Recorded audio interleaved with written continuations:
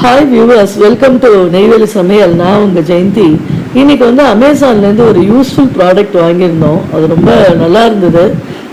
என்னோடய daughter and relatives எல்லாமும் அதை ரொம்ப யூஸ் பண்ணிவிட்டு நல்லா இருக்குன்னு சொன்னதால் நானும் வாங்கினேன். ரொம்ப யூஸ்ஃபுல்லாக இருக்குது. அதை பற்றின ஒரு அன்பாக்சிங் வீடியோ தான். ஒன்றும் இல்லை, நைஃப் ஷார்ப்னர். இது நிறைய நைஃப் ஷார்ப்னர் மார்க்கெட்டில் கிடைச்சாலும் இது வந்து நல்ல ஒரு ஸ்டர்டி ப்ராடக்டாக இருந்தது. விலையும் அஃபோர்டபுளாக இருந்தது. 279 அது மாதிரி போட்டிருந்தாங்க. ஸோ இப்போ இது என்னென்னா, இது மாதிரி ஒரு ஹேண்டில் மாதிரி இருக்குது, நல்லா ஸ்டர்டியாக இருக்குது அந்த பிளாஸ்டிக். ஸோ இதில் 3 டைப் ஆஃப் அந்த பிளேட்ஸ் இருக்குது. அந்த கல் மாதிரி ஏதோ வச்சுருக்காங்க.